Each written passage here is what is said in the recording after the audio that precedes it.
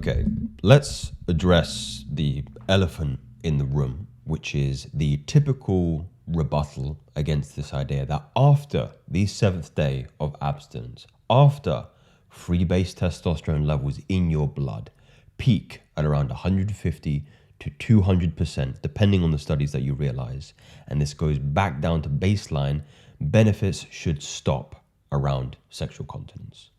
Now, the reason why they continue to escalate in permeation, depth, and overall potency in your life is not due solely just to free base testosterone levels, but AR, androgen receptor sensitivity, and also D2 repair in the dopamine receptors in your brain. So, we'll just cover this very, very briefly. We'll go into this here, and I've got some studies that I can reference in relation to this. If you're interested in fully optimizing masculine gene expression and yourself, then this video is certainly for you. In fact, this channel is for you. So you can stay if you should be interested in those topics. But first, this video was really created in reference to this particular post, which was actually made 8 years ago. So I'll just read you the post first and foremost. Dopamine, testosterone, D2 androgen receptors. So I've been looking on the acronym is Your Brain on Porn, which is a book by Gary Wilson, for some clear and concise info on roles, influence, and evidence of recovery periods for these things. And I think I've found it. I thought others might be interested in too. So we always look for our rationalizations, our reasonings, whenever we're going to execute on something with more, what would you say, deliberation, with more ruthlessness. And I understand it. So he's put this particular URL here. So apparently testosterone does not play a massive role in the experience of these superpowers, benefits, whatever you want to say, improvement in quality of life. Test stays pretty level across the board, except for on the 7th day of abstinence, where you see a temporary boost. So I've just referenced the study here, okay?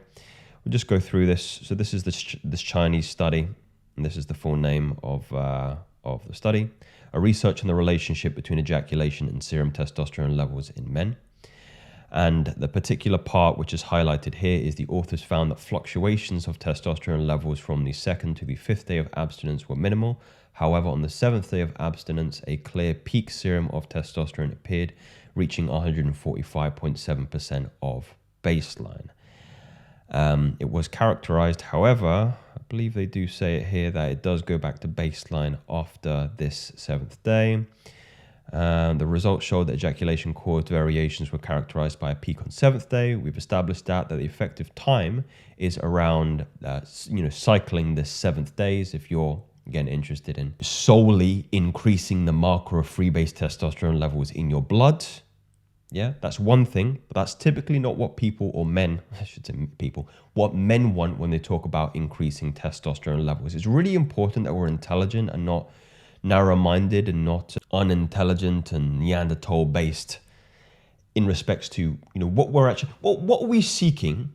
What are you seeking? What are you really trying to say when you say, I want my free base testosterone levels to go up? That's not what you mean. What you really meant to say is, I wish for heightened masculine gene expression. And the amount of levels of free base testosterone in your blood is only one part to that equation. We have to think about things like endocrine disruption. We have to think about things like AR sensitivity. We have to think about, your gene expression fundamentally. So I'm going to address that in the latter parts of this video here. And actually, this is a good segue because this individual who's writing the post, is saying, what actually makes the difference is the amount of D2 receptors in the brain. In an addict, these receptors are depleted, making the person desensitized to pleasure response. Even though dopamine is released, there aren't enough receptors in the brain to pick it up, leaving the addict chasing the hit. Now, I wish I actually got a synapse here. Actually, you know what? I'm going to bring up a synapse. So I've got this fairly simple representation of a synaptic transmission or synaptic cleft.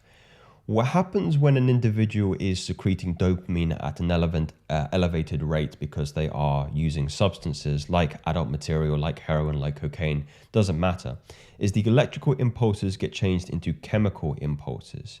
So this is your neurotransmitter. And essentially what happens is that these neurotransmitters in an addict sit between these clefts for too long. and the clefts become desensitized to the permeation of these neurotransmitters.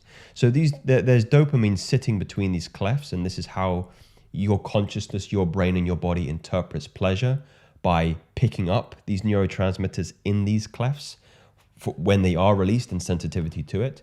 But again, addicts don't experience this. They have these clefts are desensitized to these neurotransmitters because they're secreted in abnormal amounts. So that was just a brief detour in how these receptors work and why this chasing effect is perpetual. It's everlasting. You're never going to satiate this effect if you constantly saturate those clefts with dopamine. The dominant male in a primate troop has more D2 receptors than other males in the same troop. However, you can't predict which male will be the dominant leader because the extra D2 receptors don't generate until he is established as the dominant male. Very interesting. Primates which established a cocaine addiction showed normal D2 receptors decline equally, even the dominant male. It takes 3 months for 60% of the primates to return to their D2 receptors to normal levels, and the other 40% longer. So this is where the 90-day challenge originates from. It's not completely true. That 90-day challenge is actually predicated on spermatogenesis, which happens around 70 to 90 days, which is full maturation of sperm cells. It's an interesting read and important for everyone to get their heads around. If you have any other research regarding dopamine and D2 receptors, please leave a comment, okay? So, right, this is where a lot of people kind of stop looking into things, which is fair enough. Whether maybe they say, okay, this is a placebo effect, that's fine. You can choose to believe that, and to be honest, whatever you choose to believe is what you will experience. So, that always makes things interesting for me. Even if it is a placebo and it's giving you the results you want, why would you stop? The reasoning doesn't really matter if you're getting the outcomes that you want. So there's no need to complain in that respect. So we've established this study. Now, the benefits are really this combination here. Dopamine sensitivity returning as a consequence of the D2 receptors being healed, plus AR sensitivity. So AR sensitivity is androgen receptor sensitivity. So I picked up this study done in 2013 with a randomized control trial, which established a relationship between sexual satiety and motivation, brain androgen receptors, and testosterone in male mandarin voles. They're not always animal studies, but there's a reason we are still animals in that way.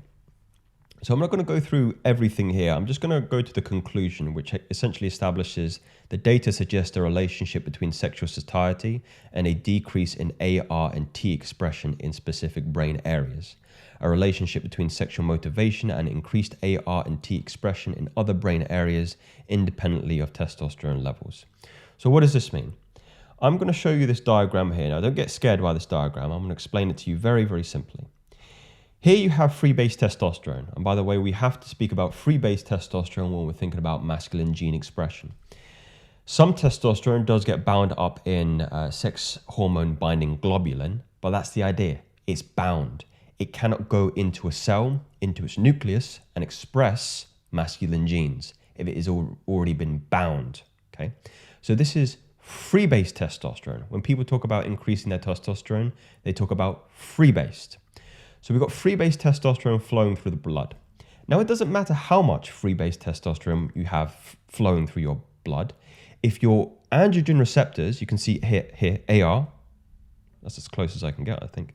AR receptors are not moving free-base testosterone into the nucleus of the cell.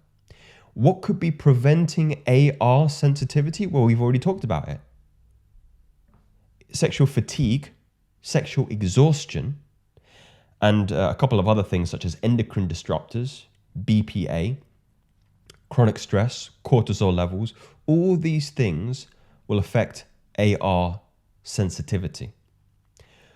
An individual that is not compulsively sexually exhausting himself is going to have greater AR sensitivity and therefore greater masculine gene expression, because more of these ARs are picking up free-base testosterone, moving it into the nucleus of the cell and turning on masculine genes.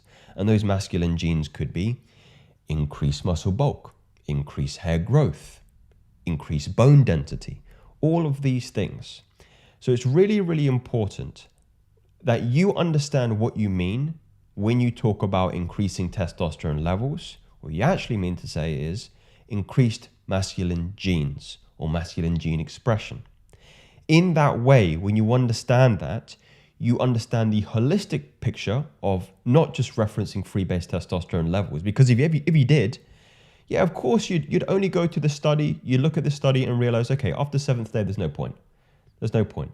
Free-base testosterone goes back to its normal levels.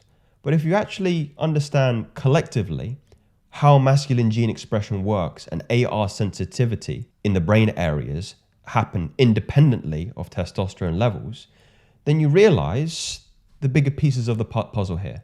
BPA, sexual exhaustion, chronic stress, cortisol, all these things have a holistic implication on the role of masculine gene expression. So gentlemen, I hope that clears things up, that this study is just a small piece in the holistic puzzle of what AR sensitivity, what masculine gene expression, means. And also this notion of dopamine sensitivity and secreting pleasure in relation to, or being more sensitive to pleasure in relation to not destroying your dopamine centers, removing that dopamine, those neurotransmitters from the synaptic cleft, and fundamentally reaping more pleasure from novel things in life, like taking a walk in the park, going to the beach, and listening to some good music. These aren't theories, these are facts. Speak soon.